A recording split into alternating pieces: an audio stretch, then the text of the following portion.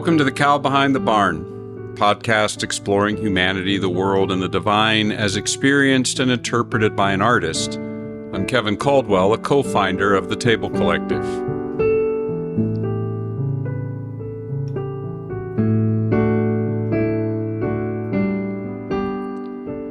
Are we conscious or are we consciousness? It's an odd question, I know, so let me rephrase. Is there a me other than my consciousness and my awareness? That is there a me that has consciousness?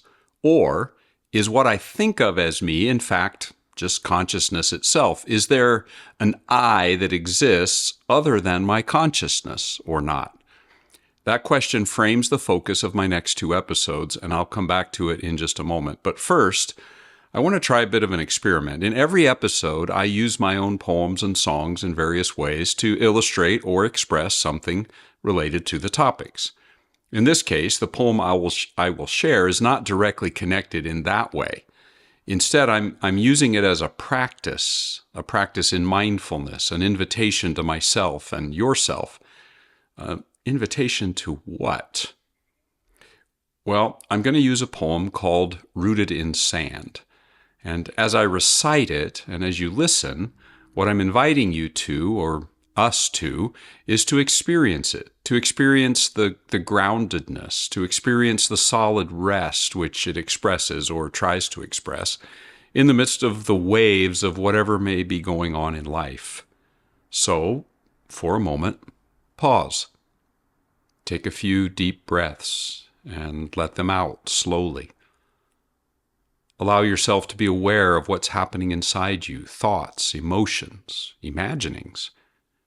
The aim is simply to be aware of them, to see them, and then, in a sense, just sit with them and listen together with them, as it were, to the poem.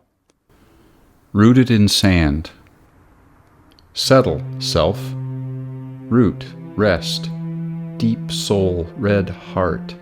Sound and sight rolling, waves on seawalls.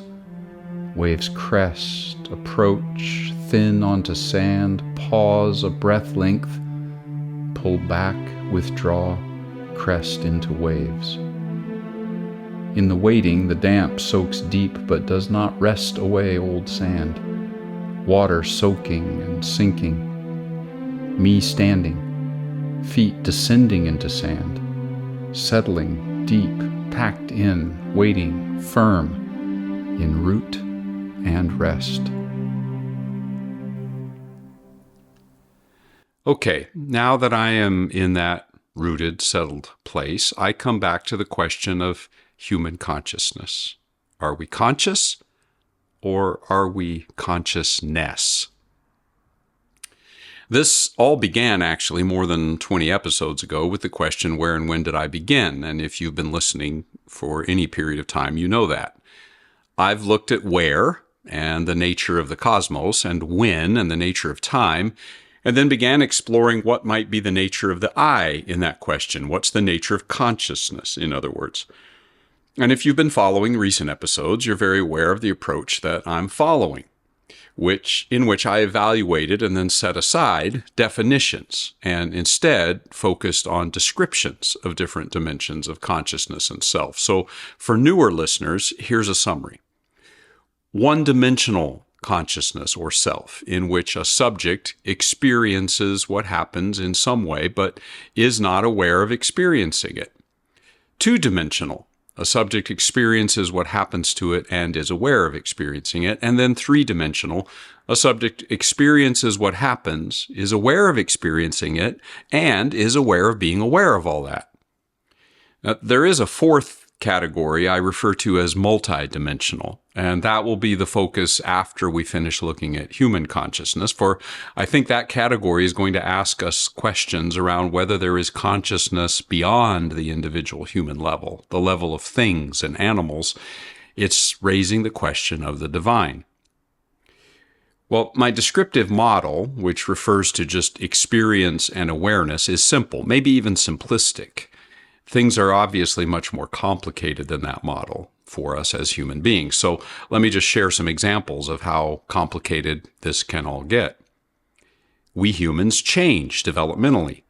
That means we're conscious in different ways as we grow from conception to embryo to birth to childhood and on into adulthood. How does that affect our understanding of the nature of consciousness and of the self? Is there a self that's the same throughout all of that? If not the same in quality or character, at least the same identity? What happens to us when we experience some form of dementia? Consciousness gets warped, but are we still ourselves? What about being in a coma or under anesthesia? What about when we sleep? What about the effects of meditation on one's consciousness and sense of self? What about altered states of consciousness that are drug-induced? In each of these different states of consciousness, are we us? Are we still ourselves? Indeed, are we still selves at all, if we're not aware? Is there more to who we are than what we normally experience? Or is our experience, and even the experience of being aware that we're aware, ultimately all that we are? I spent a lot of time on rocks in earlier episodes, as you may know if you listened, so I feel compelled to ask, when we're not aware, don't we then more closely resemble being rocks? And is there still something to us in that state? So, what does consciousness mean? What is a self? Well, back to the question that I asked at the very beginning of the episode. Obviously, are we conscious or are we consciousness? And that's a question that cuts to the heart of who and what we are. Typically, I look at my different sources to see what they have to say about a question, and then I try to sort and assemble and come to some type of personal conclusion or point of view, or at least a next set of questions. In this case, what I've already gleaned from those sources as I looked at the nature of consciousness in relation to the non-human, natural world of our cosmos, reveals to me at least a singular, narrow dividing line between two major ways to understand and describe human consciousness. I'm going to call it a continental divide in the theories of physics and philosophy and the religions. For those of you outside the United States, that term refers to the spine of the Rocky Mountains, which runs north and south through America, and from which rivers flow either to the west or to the east from that central point. Now, relative to the nature of consciousness, various theories of philosophy, religions, and physics, there are theories which are streams, and those streams flow either east or west from the divide that I'm going to mention. Those streams then recombine and they form major rivers, which each contain the waters or theories of different approaches in physics, different schools of philosophy, and different religious heritages. In other words, there's schools of philosophy and interpretations of physics and religious heritages which answer one way and are similar to each other, and there are schools of philosophy and interpretations of physics and religious heritages which answer the other side. The continental divide is, as you may suspect, are we conscious on one side or are we consciousness on the other? Now, let me introduce the way that physics, philosophy, and religion form rivers together to answer that question in different ways. I'm going to do an overview of both sides of the divide for now, and then look more closely at just one side for the remainder of this episode. So first, we are conscious.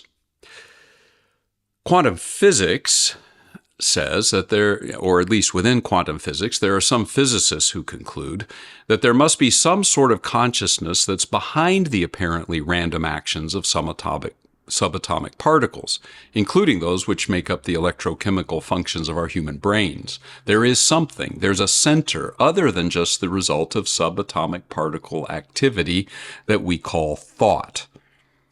Philosophy. In the philosophical approach to consciousness known as dualism, there's the view that the source of consciousness, if not consciousness itself, is non-physical in some sense. There's, of course, many varieties of dualism, but in one way or another, this is the view within philosophy that electrochemical processes of the brain cannot sufficiently account for consciousness, not on their own. There's an I, deeper or more essential than cognitive functions, of which our cognitive functions are symptomatic, are signs. This includes philosophers who intentionally engage with quantum physics in this area, which is, of course, an increasing activity within philosophy, and vice versa. As quantum physicists theorize about things, they're actually functioning much like philosophers. And then the religions. In this case, the dividing line of Eastern versus Western religious traditions, which I've talked about in prior episodes, doesn't actually reveal the sort of clear difference of perspective that I've noted in prior sessions. So, for example, Judaism, Christianity, Islam, and also Hindu traditions, and as far as I can assess, also Taoist traditions, are all ways of seeing that describe a form of mind or self that is other than consciousness as we experience it. There's some sort of an I that has consciousness, whether that is a human I or an I that is other than an individual human. So, for example, in Hinduism, small a Atman or big A Atman. Well, what about the other river on the other side of this continental divide, the we are consciousness side? Quantum physics. There are physicists who, while accepting that the activity of subatomic particles is certainly mysterious, are nonetheless convinced that if the conditions provided by warm, wet brains were not present, there would be no consciousness, and then no self having consciousness. Now, this is not quite the same thing as saying we are consciousness. It's probably more accurate to say that this view says we are the electrochemical processes that generate consciousness. But this stream fits those rivers flowing on this side of the divide because there's no other I if consciousness doesn't exist or if it ceases. And then there's philosophy. In philosophy, the theory of mind and consciousness known, for example, as materialism, equates consciousness with the brain, or more specifically, with the brain's neural activity. It's a philosophical expression of the view of physics that we just noted. That activity is what consciousness is, and so ultimately that's what we are and what the self is. And then there's the religions. And I'm going to oversimplify things, but what I'm going to say is true enough, I think, for the purpose of this episode. And that's this, that Buddhism actually stands, as far as I can see, nearly alone among the major religious heritages in its view that there is no self that has consciousness.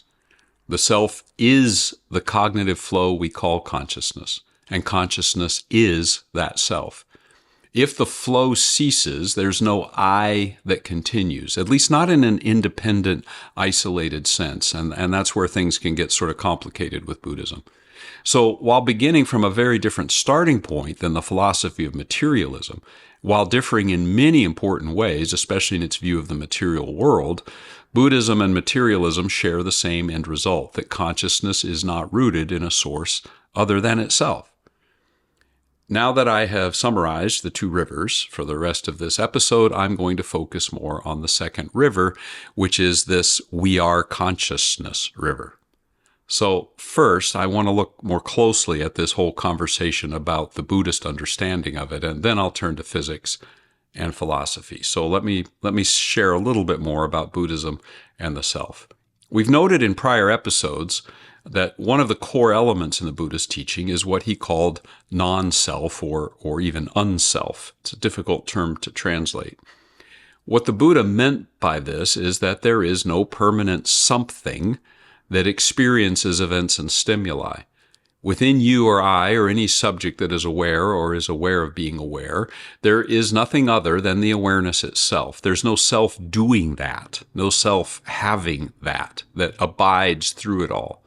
What I am, what I call me, is a constant flow of those experiences and mental states.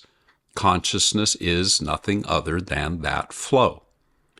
What I think is me, what I think is my I, is simply those experiences and states of mind. Now, I can't ask Buddha what happens when we're unconscious, say due to anesthesia or in a coma or have dementia. Does the flow just stop? Does it change? I'm not sure what he would say in response to all that.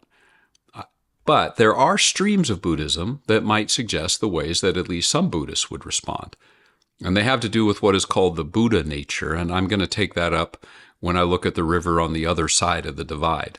For now, I'm going to let it suffice to say that mainstream Buddhism says that we are consciousness, and consciousness in that sense is what we are. Let me turn to physics and the view of physics that aligns with the philosophy that is called materialism.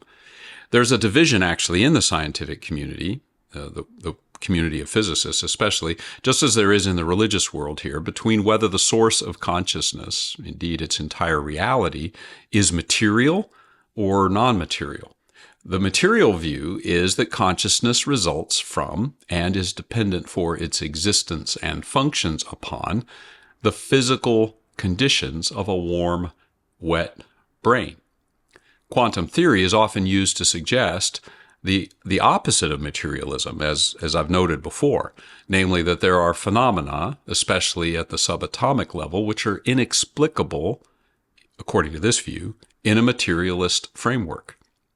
Quantum physics deals with the nature of matter and energy and how matter and energy behave at the atomic and subatomic levels.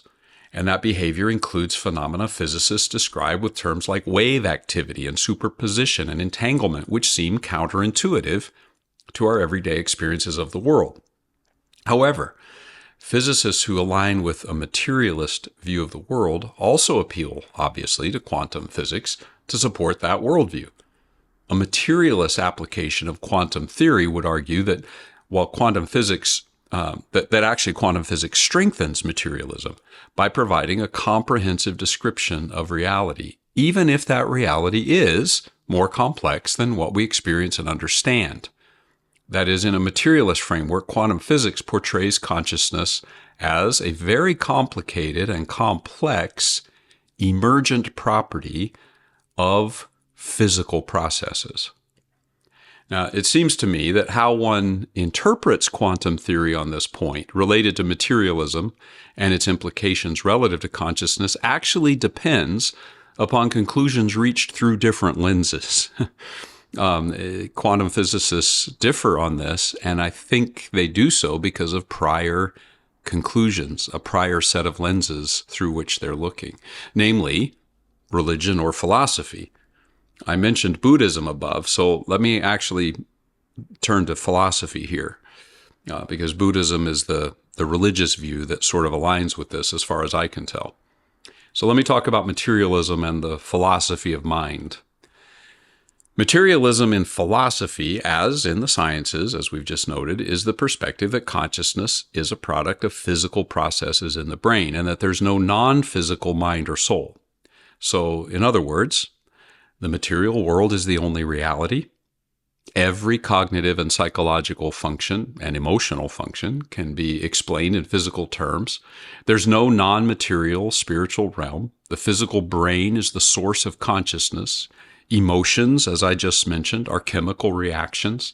All phenomena are reduced or reducible to physical interactions and nothing more, including consciousness. Now, before proceeding, I need to ask a question that's been nagging at me. I don't know if it will have occurred to any of my listeners. And the question is this: Does Buddha actually belong here, Kevin? I've put the Buddha stream from the religious world on the same side of the continental divide as the materialist streams in physics and philosophy, but do these streams actually flow in the same river? The Buddha's thinking about consciousness and about the nature of the material world are very complex. And so my answer to the question that I just posed myself is actually yes and no. In Buddhist philosophy, mind and matter are seen as different ways that we experience reality. Mental experiences, including consciousness, arise from the sensations of our bodies and the perceptions and thoughts we formulate in our minds. Body and mind are entangled. Matter itself is not something fully external or even, in Buddhist thought, scientifically accessible. Our observations of matter and the reality of matter are intertwined. This, as we've seen, is almost exactly the view of quantum physics and the fact that our observation of something changes how it functions. Where Buddha could be seen to disagree with materialism is in his denial that even science can access matter as it is, matter in its real reality, I might say. Because even that purely scientific objective exercise is not, in fact, purely objective. Where Buddha's thought supports the worldview of materialism, and the reason that I put Buddha on this side of the mountain range, is that for the Buddha, there is nothing else that is real other than this entangled consciousness matter entanglement. I don't know how else to put it. At the end of the day, this is almost exactly the view taken by philosophical and scientific theories of materialism. For those also hold that consciousness does not exist apart from matter, the physical world. Buddha is simply indicating, in a way, a more reciprocal understanding of our experience of these things. Now, I could say a lot more, of course, about the Buddha and this side of the divide, but I need to get ready for the other side of the divide. But before I begin to transition to the next episode, I have another poem that I want to share. I've included it in a prior episode, but it seems very fitting here. The poem is called Roomscape. And though it doesn't answer the question of whether we are something that has consciousness or whether we are consciousness itself, it does explore consciousness from the viewpoint of an imagined possibility that we share consciousness in a mysterious way with our surroundings. Roomscape. Lead marks on paper from a pencil, moved by fingers, moved by hand, moved by bone and muscle, moved by tendon, sinew, nerve, moved by a thought shot down the path of pulse and synapse to the pencil point on a paper. In the moment of the pencil moving, tracing a thought on dull paper pulped flat from the soles of trees, further up and further in, up the hand, arm, neck, inside the gray tissue, inside the skull, another thought is already born, formed and sent on its way before the old thought finds the period on the paper. In the room, two cats playing, purring, pausing, staring into the dark hallway at the things cats see in the spaces beyond my sight. Inside square walls, there is a tiny orange flash of fish, moved by some liquid synapse, or lure, or longing I cannot sense. A plant above and to my right, tamed and potted in soil from the loam of some raw and wild land, spilling leaves and stems down the bookshelf's breast, trellised green and yellow. Toys are askew, scattered residue of a 3-year-old's make-believe. She sleeps in a crib that stands on a floor that is the ceiling above me. A daughter, firstborn of 3, sleeps above me to my left, mother of a firstborn of her own across the hall, not yet stirring in the crib. Behind a door to my right, another sleeper. We have 50 years of waking, walking, bed and bread, breath inhaled and exhaled, a weathered life of days together. These rooms are breathing. The night has inhaled a passing day, held its breath deep in moonlight lungs up to the point of exhale, releasing a tomorrow that will be today, a wind that will carry us afloat from dawn down to dusk and the next breath swallowed in deep. The woman breathing, the daughter and the daughter's daughter breathing, the cat breathing, the fish breathing. I am breathing.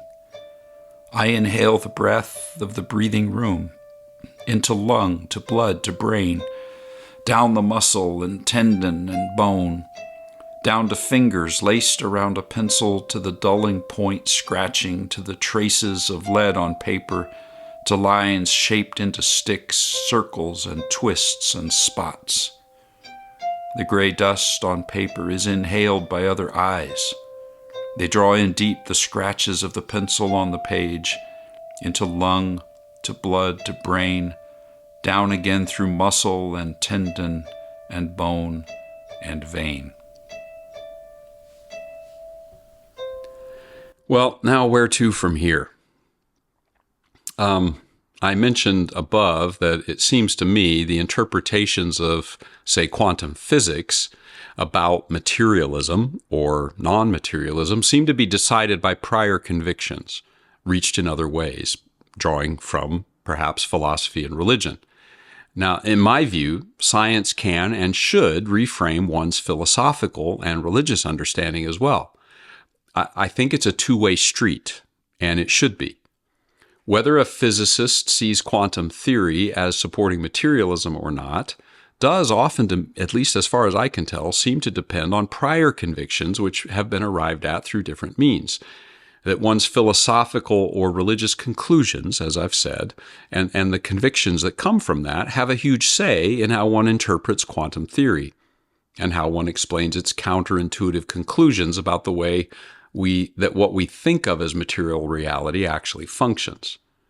Now, as I say, I think it's a two-way street, and that it should be. Our views and ways of seeing can be and should be an ongoing interplay of science, philosophy, if you will, which is simply a way of reflecting on things, religion, and imagination, I would add, and experience and intuition. One of the themes of the podcast is that we know things in all sorts of different ways, and we need to welcome all of them into this interplay. In the next episode, I'm going to travel over the mountains to the other side of the divide and look at the philosophical and religious views in those streams and rivers, as well as the scientific ones, and the ones that the views, in other words, on that other side of the divide that view consciousness as rooted in something other. Views that do not reduce reality to matter. And we'll be looking at the question of not are we consciousness, but are we conscious? So, until next time.